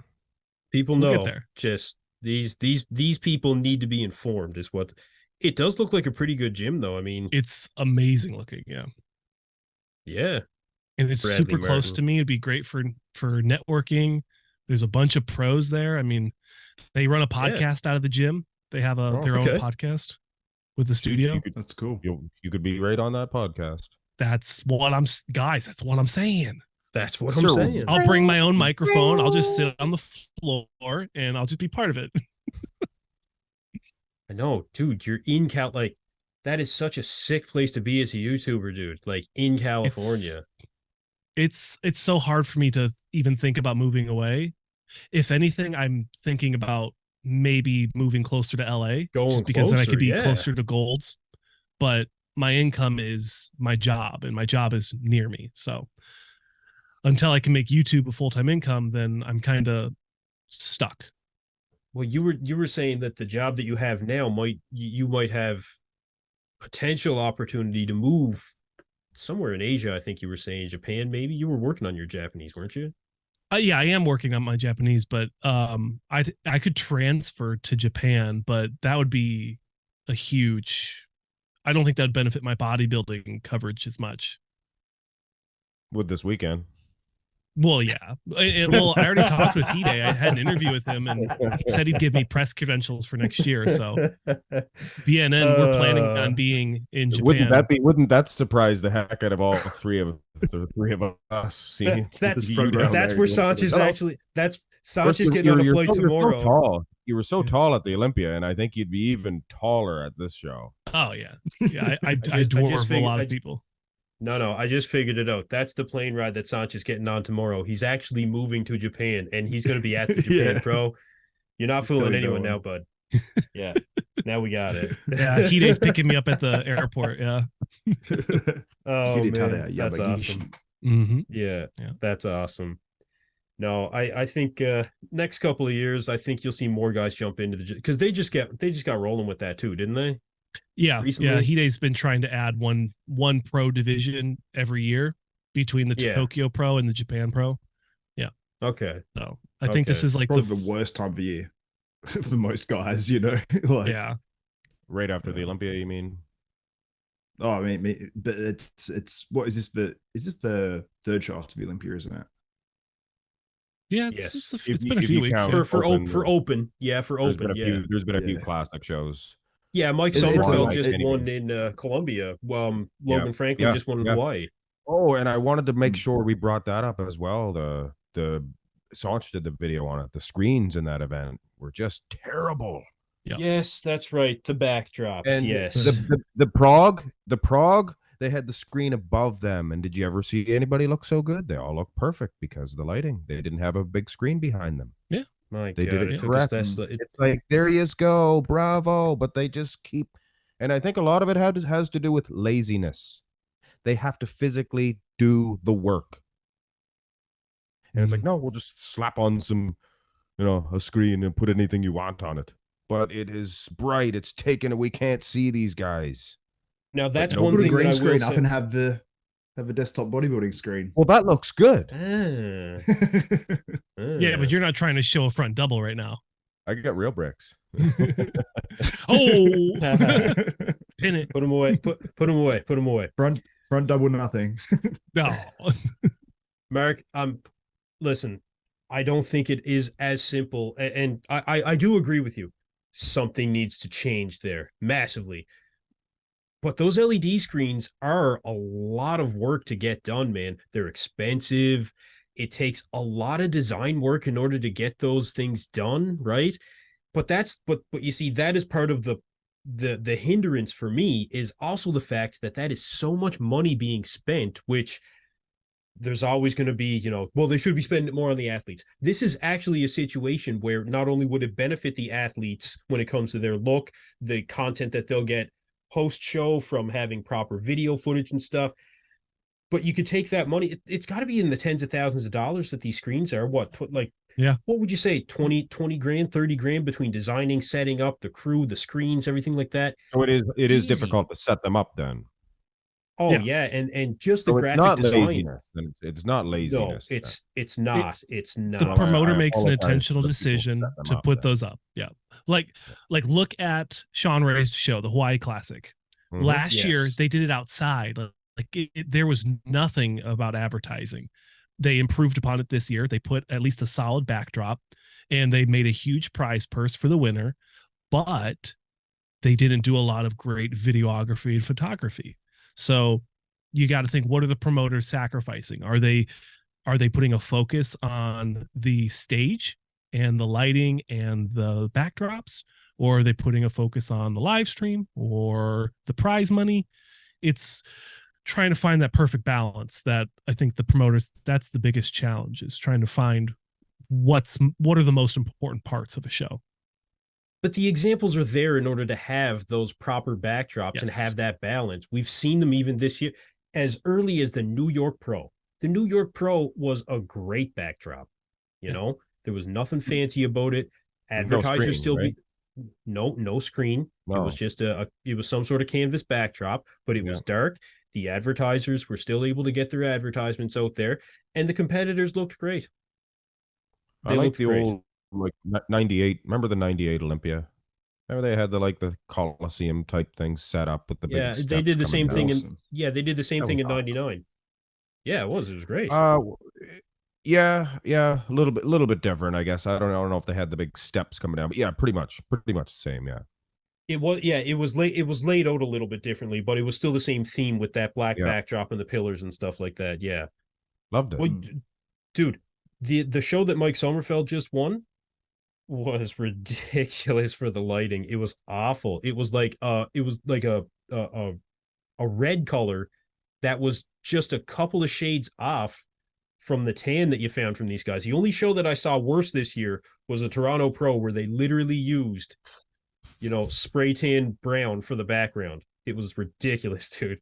The gentleman blended right in with that one. It was literally camouflage. Like, it was literally camouflage. But no, the examples are there. The New York Pro was just one example. Where else did we see really nice? I'm looking at the New York Pro Tampa. right now. It looks okay. Tampa looked awesome. Tampa. New York looks amazing. Texas. I'm even thinking like a lot of the backgrounds we used to see from New York Pro were always really good because they would use an actual color, but it would be a contrasting color to the tan. Yeah. So it would be green. What do they call the New York Pro? That should be it should be mandatory. Night of Champions. Yes. Was it the Night of Champions? They had the best lighting. Yes. I think it was. Yeah. It was one of them shows, yeah. They had because it went from glittery, to it was New like York dark Pro. purple glittery behind them or something. I remember they looked just like mint. And I remember a podcast where the bodybuilders were talking about that. They said every year the New York Pro or whatever it was, they said the lighting was just immaculate every time. What year was that? That was the one, Big Ramy, the 2015, right? Maybe the green one. Is that the one you're talking about? Oh, I love the green one, man. No, I think that was 20. That was 2013. Yeah, the Big Ramy one. Yep. Yeah, 13. That was 2013. Yeah, that was so good. And then it had the That sponsors on the pillars right next to it, so you're good. So you can have sponsors on the screen, like have them off to the side. Have them off to the side, and still have the ability to have them within the frame, but it doesn't take away from the athletes. Like this. No, that's exactly like those laser lights going around. That's taken away from the athletes. It is honestly frustrating. It's frustrating how bad the Olympia lighting was this year. The Olympia was one of the worst lit shows of the year. It's the Olympia. Saunch, I saw your video that you said about the lighting, where you literally had a light like shining in your face when you were in the audience. I was joking with Jason Lowe because I gave him my other ticket, and I was like this, looking at him like, what is this? And he was in the dark and I wasn't. It was crazy. I guarantee that was Bob Ciccarello. He pointed. Bob's got this freaking guy. Call me old Bobby boy one more time. Did you guys see that video I sent you of him rushing along that cable puller? Yeah. Yes. Wasn't that hilarious? Come on, hurry up. Yeah. Hurry up. You have to send me this. Yeah. Oh, you didn't see it? I sent it in the. I'll resend it if I can find it. I must have missed it. Yeah. That was hilarious. Yeah. Come on, hurry up. The poor guy. The poor guy was rushing with the cable, and Bob figured he'd give him a little dig. He was kind of just joking, but that's his style. I'll tell you something That that I is. saw, which was hilarious. It just reminded me of it now. Have you guys seen the chat with Jose Raymond, Guy Sistino, and Branch Warren, and then the owner of Gasp, where they're having cigars and they're doing like a podcast? Sort of. Oh, it is brilliant. Jose Raymond is on fire. Like his storytelling was hilarious, and he's telling a story about how Steve Weinberger knocked out what's his name, a photographer, used to be a photographer for MD, Per Bernal. And because Per said something about Steve, sort of telling Jose to wear like NPC stuff, like for shooting in his gym, because he's wearing all this Gasp stuff. And then I think Per, I don't know if he mouthed off or he said something like, "Hey," like was it like to Steve? And Steve turned around and knocked him out. And he turned around to Jose and said, "He hit me first. You saw that." Oh, wow. I'm just like, wow. But he's just like, I don't know. Jose just wanted to stay out of it. He's just like, whatever will please everyone. But when was that? Cracking me up. This was like years and years ago. This is when Jose was like competing, and I think it was more like many years ago. I think so. I don't think that sort of stuff, even if you're doing it now, I think someone's going to get it on video or something on their phone. Craziness back then. Probably usually only big juiced up guys that went to the gym at one point. Yeah, not like now. Not like now. Yeah, nowadays, I mean, you got all walks of life. The gym scene is different now. Goodbye, Saunch. Oh my God, I'm so sorry, guys. I don't know. He's still there. Oh man, it's been all day. Look, this was not I was having technical difficulty with stuff before I even signed on to this the video that I just uploaded a couple hours before this, twice my computer crashed on me when I was trying to do the edits. Really? I was just like, I had to go and redo things like twice over. I was like, man, I am ready to just call it quit. I was honestly at one point ready to just be like, get a hold of you guys and be like, boys, I'm too pissed off to even do the podcast right now. I was tired too. I almost messaged, but I'm like, no, it'll be fun. And it's been fun. So because I was tired, but like, I'm awake now. But I feel you. But I wanted to ask something before we wrap it up. Muscular Development, they're obviously no more. I want to get your guys' opinions on it, because obviously Muscular Development, when I got into bodybuilding, I was buying the 550-page MD magazines, even though 350 pages were ads. It was like, I still love that magazine. And we were deprived of content back in the day. So it was like, we're talking about, it was natural. I'm going, talking about juice. Oh, that's interesting. They had all the articles. Oh, it was the best. It was, any magazine I got, I read every word. Yeah. Back in the day, there was nothing. Like you said, deprived. I was deprived of bodybuilding information. Those pro Q&As, they were my favorite, and they were all written by Ron Harris as well. Like I've heard Dave talk about I like Ron. I like Ron. Yeah, he does well. I hope that he does well. Like with I think he's doing his own channel and stuff now. So I don't know if he's going to do that exclusively for work, or if he's going to. I know that he's associated with Muscle Tech, so I don't know. He might be working for them. I'm not too sure, but hopefully him and Giles and everyone on there, ends up doing their own thing and doing even better, because like their views for how many subscribers they had were tanking pretty hard, considering Kenson's been saying that. Kenson's seen this coming. Yeah, he was calling it for a while. Yeah. Well, it has to be running at a huge loss. It has to be. Like, I've looked at it for a while. I'm like, they're getting less views than me, and they've got how many employees that they're paying? It's like the maths doesn't work. Plus, the magazine, no doubt, is losing money. Like, he's just literally burning his money for this passion, which is not probably the what Jake magazine Wood's doing too. Not but the magazine it's magazines it's sad to see it go, but the magazines work very similar to YouTube, in the sense of it is based on cost per 1,000 units and then your profit per 1,000 units. And without a doubt, it was a very, very low number, for the last number of years here. I understand. And like you were saying, my opinion on the entire thing is that they were iconic. Like you guys said, you didn't walk into a gas station without seeing a Muscular Development magazine for quite some time, right? From coast to coast, country to country. That's where you found it here, right? Yep. And they hung on to the novelty, I feel, of being the last remaining real bodybuilding magazine, right? I don't know if there was even Flex, I think, still prints copies, and maybe Muscle and Fitness and stuff, but Muscular Development was quite exclusively bodybuilding, you know. And I could understand why it was difficult to really let that go, but their online content, like you guys were saying, yeah, I saw it a while ago. When I started comparing my numbers when it came to views to their numbers, they're at 334,000 subscribers. And I'm literally getting better views per video than they were. I was like, there's something seriously wrong here. I think that there's things that they could have done better when it comes to their general I hate to say it, but there's times when I saw Ron Harris. I still got you guys? Yeah, okay. Yeah. Everybody froze for a second. Yeah.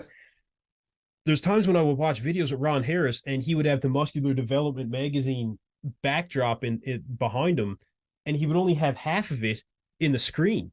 I was like, dude, you got to at least have the whole thing. It just, the polish didn't keep up with the rest of the industry. They were maybe too focused on the magazine, or I just feel like for what they could have done in order to continue keeping up, like as much as RX Muscle and Muscular Development obviously didn't have, a good relationship, Dave kept up, man. He kept up with the content creation. It was engaging for fans. It was high quality, and Muscular Development just did not have that level of quality when it came to their videos, I feel. And I think that's something that Ron can do when he starts his own channel, is really, really improve on that quality, right? Like have a couple of decent things in there that are really engaging for the fans, even from a visual perspective. I am a great testament to the fact that it is engaging for fans to have that quality, So are you, Xavier. And Saunch, you put a new background into yours. The effort is there. Yeah. I didn't see any changes out of Muscular Development in the past. Mark, you do different things now. You're always looking to do different things. You just didn't see it from MD online. Ron is a great host, man. He's obviously the knowledge is ridiculous when it comes to Ron and Giles. I like his lives when he just goes live and talk. He'll talk. He'll answer every question. And he was on top of it is the other thing, right? When something was coming up or a show was ending or something, prejudging finals, whatever, Ron was live. Ron was good that way, and he'll continue to do good that way. He's going to be fine. Giles is going to be fine, but it is the end of an era. There's no question. Ron, he was at the 1995 Mr. Olympia event. I have to give him a shout out for this. It was the last time all the Olympia champions were on stage. They actually brought Dorian Yates out in his suit, or he had like some sort of jumpsuit or something because he was competing. They had from Larry Scott, all of them out there. You can see little Ron Harris, a little pad of paper. I think he's writing stuff down front row. Well, not front row, but he was right there. He was just a kid. And I was talking to him on one of the lives one time, and I said, was that you at the 95 Olympia? And he's like, yeah, that was me. Like, geez, that's cool. Pretty cool. So the guy's been around, He was like us back in the 90s. Oh, yeah. Like I said, he's going to be fine. He's going to start up his channel, and I think it's going to do well because he's really built up that rapport with fans over the last number of years of doing what he's been doing, right? Yep. But if he improves the quality, I think he'll do even better. MD, their thumbnails were so busy. That was one thing that if I was like talking to MD, I'd say like your thumbnails need to be corrected immediately because as you guys know, thumbnails are important, like you can either have super simple. Took me a while to realize that. Yeah. Like Mark, like some of yours, like they're super simple, but they're impactful because it'll be just a photo of one guy, photo of another guy, and that's all you need. And the rest says it in the title, sometimes it putting Big Ramy versus Ronnie Coleman sells itself instead of saying, exactly. Would this guy lose to this guy? Because sometimes a lot of people will search the two names together, and that's all you need to get a lot of views on it. Well, you get suggested searches at the top. So if someone searches Samson Dowder, and then it comes up with those suggested searches, and it's like Samson Dowder versus Mikael Krizo. Oh, and what's going to pop up? Marx Max Muscle, 100%. So it's but just what, even sometimes the titling of some of the videos as well. I was like, Yep. you got to use some keywords in there. You know, you might have one keyword in there, but you know, when I'm doing it, I'm going, okay, what keywords can I chuck in here? Plus also chuck in the description, and then also, you know, link it all together. So if someone is searching this dude's name, like Nexzilla, like, you know, someone like that, I'm I'm making sure that I'm trying to load that SEO content in there and make sure it's a big image of Nexzilla, or it's a Nexzilla next to another image of Nexzilla, or it's something that's going to go, what would grab me? But if there's an image where it has this person's face, this, and then heaps of wording on the thumbnail, it's just That's like, too this is much. too, it, like instantly your mind just goes too complicated when you're scrolling, you know, you just go Mhm. that. Personally, I Yeah, agree. yeah. Yeah, totally. Too much. Yeah. Sometimes I do Yep. too much on my images, and I'm like, I can see now next to the other ones why this video didn't do as well. And it's literally, the content will be just as good. It's just thumbnail isn't as solid. Well, it's got a flow too, right? And I found with MDs, it felt like sometimes it was like just almost like stickers that were posted on a page. The images didn't gel, you know? Some of them were missized, Yeah. some of them were just choppy edges, things. And these are all things that you really, really have to nail down, right? Like you said, it's the first thing that you see. You got to nail that thumbnail. Just putting Ron and Giles on there with one competitor, if it doesn't mix as an entire, you know, image, not just many images in one, it's just not going to be as engaging, you know. It's just not. Yeah. But there's, yeah, I don't even know if they're going to keep their channel up. I mean, I'd imagine they would just leave the channel up, like probably not going to take it down for any reason. Yeah, the videos are still there. Yeah, yeah, I Get would a just small leave amount of them. money trickling in. Yeah, yeah, smiling. Louis Yeah, that's Marco right. still has his channel up. Dominator. Yeah, yeah, Tominator does. Yeah, leave it. Yep. Yep. Yeah, Oh yeah, for sure. make a little bit of money off it. Well, but Yeah. okay, but well, before we sign off though, Saunch, you being the youngest individual here, did you ever go through the whole magazine thing? You know, well, I guess I Saunch should has a say, bunch of magazines. Yeah, my living room, the wall is covered in magazines and autographs. Yep. yeah. Oh, that's cool. Did, I got a I couple. just haven't old moved ones. it to this wall yet. did you grow up I collecting think- them, kind of thing, or? Well, I didn't get into bodybuilding until 2014, Oh, yeah, that's right. 2015.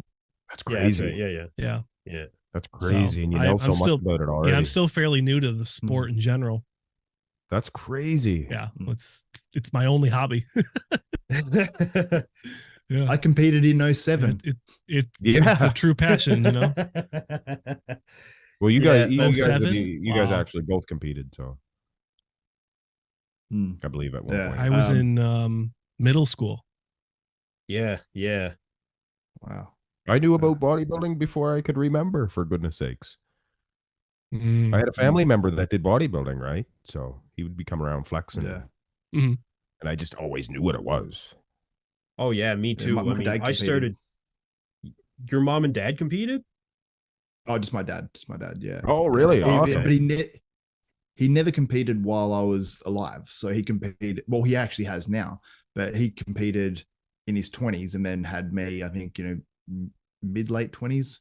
And then he just sort of stopped. And I think my dad was someone who just was like, okay, I need to work now. I need to put everything into work and make money and sort of just stop training. But then there was really, in Tasmania where I lived, there's no real good gyms. Like there's like a couple of gyms that all the bodybuilders and people that want to train sort of go to. Then there's like the sports center type gym, you know what I mean? Yeah, where it's those Yeah. basketball courts, and then there's a crappy gym there. That's the first gym I ever joined. But when they opened like these 24-hour gyms in Tasmania, my dad's like, I'm going to join back up at the gym. He joined back up, and I actually ended up prepping him for a comp in the 50 plus category. Geez. Nice. So and he did pretty well. Got like fourth at the Sweet. nationals in the 50 plus, and it was like stacked. Like my dad was Awesome. pretty decent when he came back, and he trains harder than anyone I've ever seen train in my life. Like he will just Crazy. kill himself in the gym. He's like one of those guys. So when I trained with him for a few months. It was like, but he trained so early, it was ridiculous. I was having to go to sleep at like 7 p.m.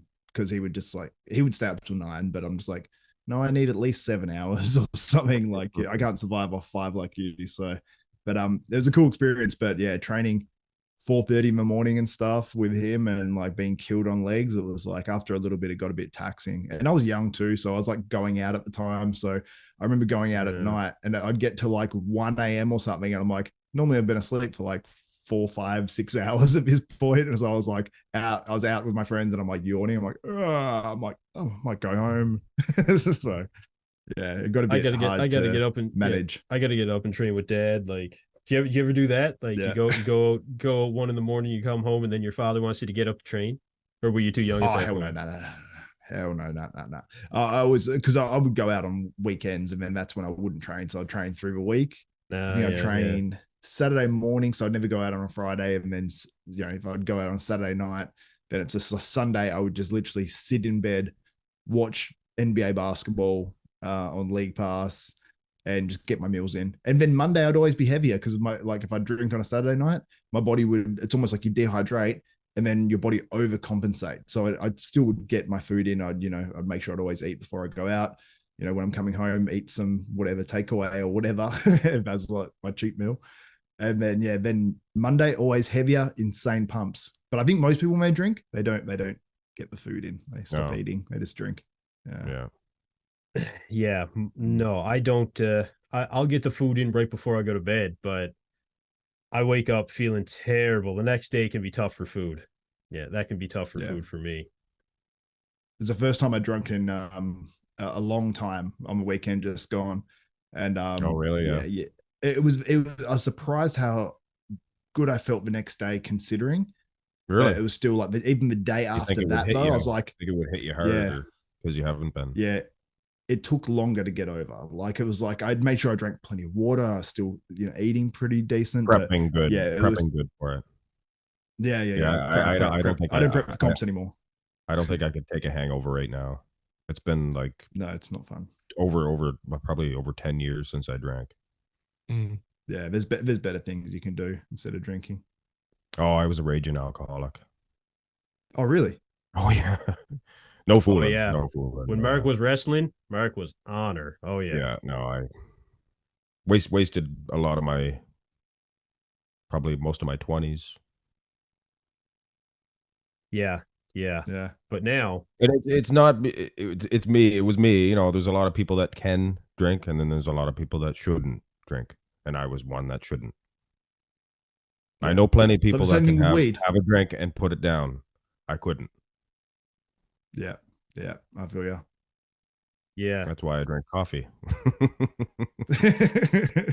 Just replace it. Yeah, there's other legal substances here in Canada that we can enjoy. Yeah. Well, not when I was a kid. You couldn't. You'd be up in prison.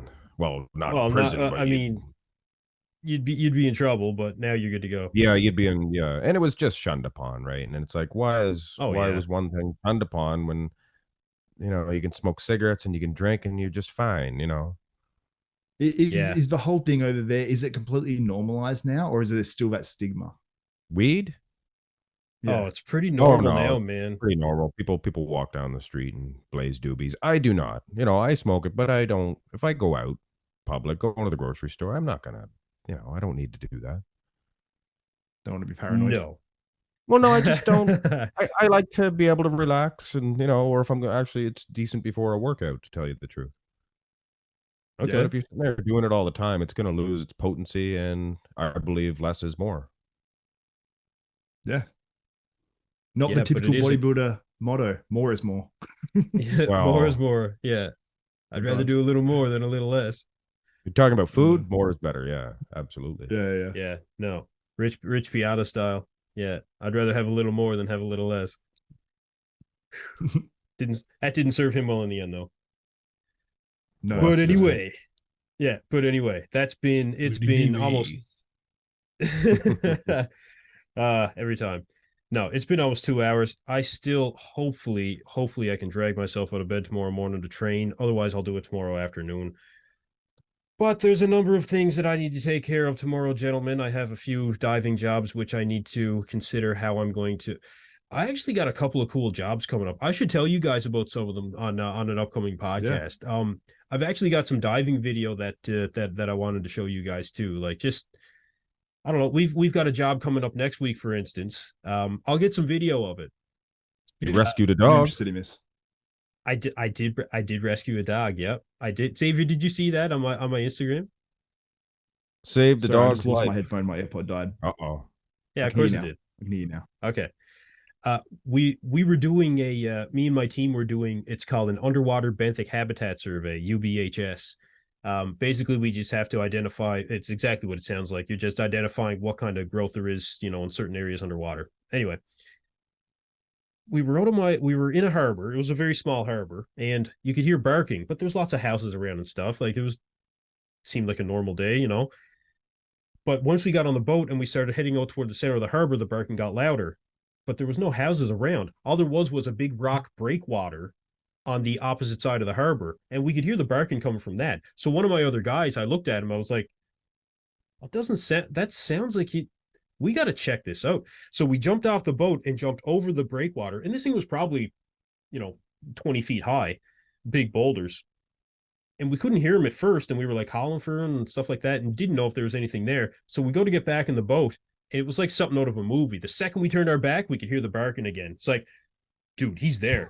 So we go up over the breakwater. The rocks are ridiculously slippery. Everything is soaked from the rain that we had. And we look down over the other side, and this dog is just sitting there, and it was low tide too. So if the tide had come up, it probably would have carried him out. And he was thankfully in pretty good shape. So my guy Ryan, he jumped down, he picked him up, handed him to me. We went hand over hand, and then we posted it online that we found this dog. We gave him to the SPCA, the local animal catcher, and he just said, post it online. People pretty much always find their dogs, man. Like, it's very rare. And they ended up finding the owner like within a few hours. Wow, that's cool. That was cool. And that dog would have I died. thought he was going to say you before came around, guys but had you found him. saw it, and it was Rubiel was eating a dog. It's barking. Nicholas just gone to town. No, Rubio's from Colombia. He would have froze to death here, just like you guys. He's got so much muscle. He's just got that thermal layer. Fat's better, I think. Yeah, it is better. Yeah, there's not much fat on that guy. No, not much. But no, we got a job coming up this week where we have to burn underwater. Like, we have steel piles underwater that we need to burn at the water line. It was part of an old wharf structure. They're going to hook onto it with an excavator. We're going to burn it right at the water line with a process called exothermic, and then they're going to remove it with an excavator. So I'll get some video of it burning and stuff. I'll show you guys when we do the next one. That's good. Yeah, I want to see it. Yeah. Now that's the dangerous stuff underwater, because if you're essentially turning the water around this rod, especially in underwater welding, you're essentially forming a gas bubble at the end where you're turning the liquid into a gas. And of course, water being 2 parts hydrogen, 1 part oxygen. If it's in entrapped space above you, that's where the explosion hazard comes in. So there's a pretty comprehensive hazard assessment that we need to do to make sure that nobody, gets blown up. It's pretty interesting. I'll show you next time. You're crazy, man. Sounds cool. You dive in water. He dives in water, and you can't even see your hand sometimes because the water is so murky. I would not dive in water if I couldn't see anything. I would be so scared.